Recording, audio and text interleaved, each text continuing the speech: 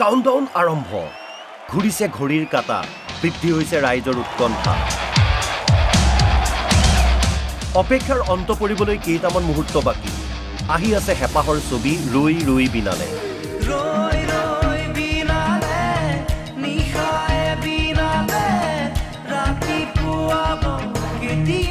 ডাঙৰ পৰ্দাত ৰৈ ৰৈ বিনালে প্ৰদৰ্শিত হ'বলৈ আৰু মাত্ৰ কেইটামান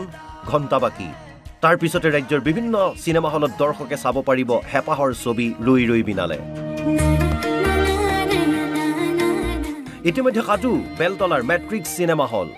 ৰাজ্যৰ ভিতৰতে প্ৰথমটো দৰ্শনী প্ৰদৰ্শিত হ'ব মেট্ৰিক্স চিনেমাত যাৰ বাবে সম্পূৰ্ণ সাজু চিনেমা হল কৰ্তৃপক্ষ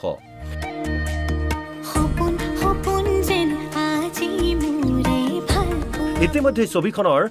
কাম-কাজ সমাপ্ত কৰি বুধবাৰে গুৱাহাটী পাইছেহি ছবিখনৰ লগত জড়িত পৰিচালক তথা কলা কুশলীসকল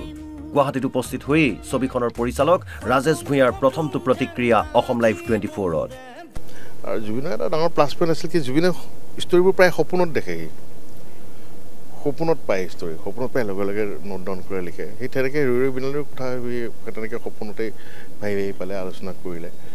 আৰু সকলোৱে খুব কষ্ট কৰি কাম কৰিছিলে আৰু বিশেষকৈ 3 বছৰ আগৰ পৰা যেতিয়া স্ক্ৰিপ্টৰ কাম আৰম্ভ কৰিলে তেতিয়াৰ পৰাই লাহে লাহে জুবিনে গানবোৰ আৰম্ভ কৰা হৈছিলে এই ছবিখনৰ কাৰণে মুক্তিৰ পূৰ্বে আন কেইবাগৰাকীও কলা কুশলীয়ে অসম লাইভ 24ৰ আগত প্ৰকাশ কৰে নিজৰ মনৰ কথা সকলো শেষ হ'ল আৰু দাদাই বিচৰা ধৰণে গোটেই সকলো টিমটোৱে কৰিবলৈ চেষ্টা কৰিছে আৰু 31 তাৰিখে সকলোৰে কাষলৈ দাদাৰ সপোনৰ ৰৈ ৰৈ বিনালে আহিব যিমানখিনি পাৰোঁ যিমানখিনি সময় আচলতে খুব কম আছিলে আমাৰ হাতত কিন্তু সেইখিনি সময়ৰ ভিতৰত যিমানখিনি কৰিবলৈ সাধ্য হৈছে যিধৰণে জুবিন দাই ভাবিছিলে বস্তুটো যিধৰণে গৰিমা বাই মোক কৈ পঠাইছিলে তেনেকৈ কৰিবলৈ যত্ন কৰিছোঁ বাকী 31 তাৰিখে চিনেমাখন চালে ৰাইজে গম পাব এখনৰ কাৰিকৰী যিখিনি কাম থাকে পোষ্ট প্ৰডাকশ্যনৰ সেইখিনি সমাপ্ত হৈছে আমি আজি আহি পাইছোঁ পৰহিলৈ সমূহ অসমবাসী তেওঁৰ সপোনৰ ছবিখন চাব সকলোৱে একেলগে চাম প্ৰাণৰ শিল্পী জুবিন গাৰ্গৰ ছবি চাবলৈ আহ্বান জনালে মন্ত্ৰী পীযুষ হাজৰিকা আৰু জয়ন্ত মল্লবৰুৱাই মইতো অলৰেডি কৈছোঁ আমি সকলোৱে ৰৈ ৰৈ বিনালে চাম জুবিন গাৰ্গ ডাঙৰীয়া আমাৰ কাৰণে অত্যন্ত অসমৰ 30 বছৰৰ এগৰাকী অত্যন্ত গুৰুত্বপূৰ্ণ ব্যক্তি আছিল মইতো কওঁ যিকেইগৰাকী অতি বিশিষ্ট অসমীয়া লেখত ল'বলগীয়া থাকিব অতি বিশিষ্ট হ'লে তাৰ ভিতৰত জুবিন গাৰ্গ ডাঙৰীয়া অন্যতম আমি সকলোকে আহ্বান জনাম যে জুবিন গাৰ্গ ডাঙৰীয়াৰ শেহতীয়া ছবি ৰৈ ৰৈ বিনালে যাতে সকলোৱে চায় আৰু নিশ্চয়কৈ জুবিন গাৰ্গ ডাঙৰীয়াৰ আগৰ ছবিসমূহ খুব ভাল হৈছে চবেই চাইছে হিট হৈছে এইবেলি ছবিখন ৰাইজৰ আৱেগ আছে জুবিন গাৰ্গৰ জন্মদিনৰ পূৰ্বে কেন্দ্ৰীয় চৰকাৰে জুবিনৰ প্ৰতি শ্ৰদ্ধা জনাই ভাৰত ৰত্ন ঘোষণা কৰিবলৈ আহ্বান জনাই অসম জাতীয় পৰিষদৰ সভাপতি লুৰিণজ্যোতি গগৈয়ে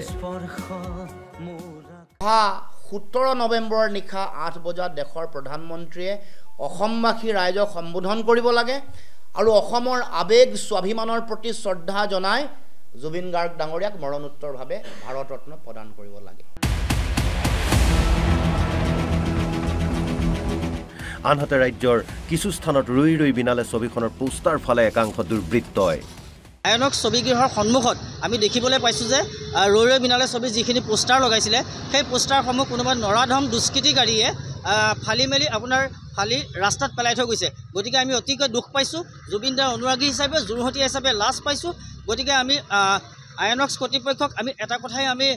তেওঁলোকক দাবী জনাম যে তেওঁলোকৰ যিটো CCTV ফুটেজ তেওঁলোকৰ সন্মুখৰ ভাগত আছে আৰু যিটো মল আছে কাষতে সেই মলটোতো CCTV ফুটেজ আছে গতিকে তেওঁলোকৰ গোটেই ঘটনাখিনি আপুনি স্পষ্টকৈ ধৰা পৰিব যোনজন দুষ্কৃতিকে নৰাধম নৰপিশাচে এই কাম কৰিছে যোৰহাট প্ৰশাসনক আমি এক দৃষ্টান্তমূলক শাস্তি দিবৰ কাৰণে আমি আহ্বান জনালোঁ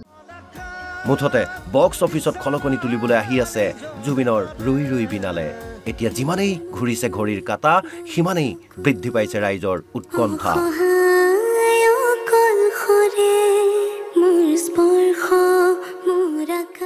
ব্যুৰো ৰিপৰ্ট অসম লাইভ 24